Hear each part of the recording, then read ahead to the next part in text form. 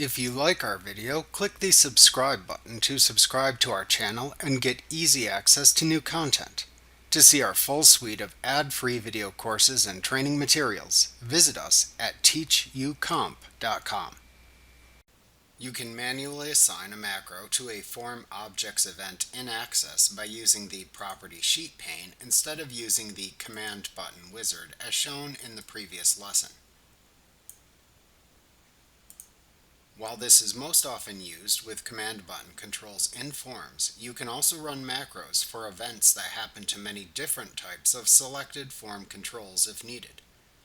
To assign a standalone macro to a Form Objects event in Access by using the Property Sheet pane, select the object in the form to which to attach the macro in Form Design View. If needed, to show the Property Sheet pane, click the Property Sheet button in the Tools button group on the Design tab of the Form Design Tools Contextual tab in the ribbon. In the Property Sheet pane, click the Event tab to view all the available events for the selected type of form object. Typically, macros are assigned to the OnClick event of a command button which runs the macro when someone clicks the button.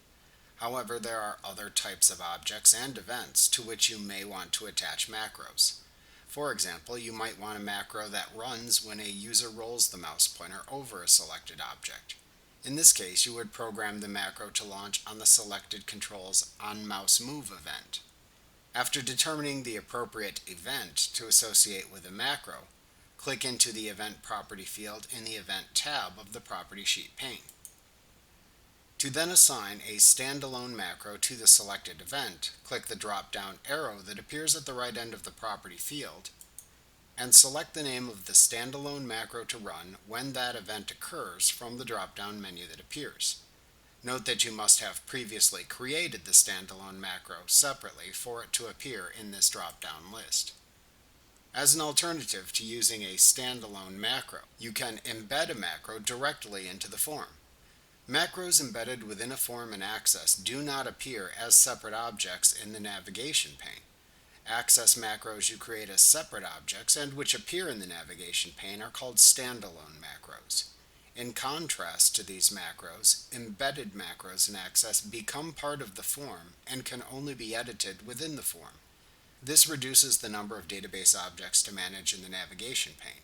It also ensures if the form is copied in the future, the associated code used by the form is also copied, since the code is contained in the properties of the form's controls.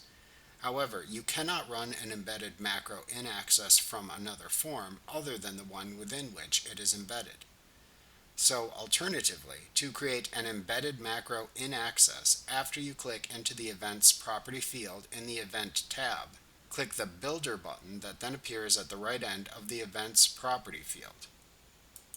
In the Choose Builder dialog box that opens, select the Macro Builder command, and then click the OK button to open a new Macro Design View window.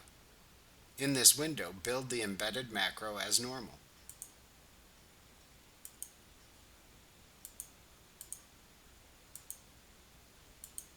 When finished, click the Close button in the Close button group on the Design tab of the Macro Tools Contextual tab in the ribbon.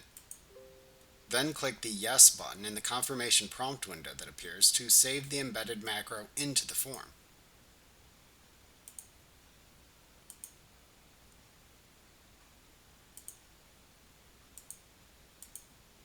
To edit the embedded macro in the future if needed, click the Builder button that appears at the right end of the Events Property field to reopen the window and repeat the process of editing it, closing it, and then saving your changes.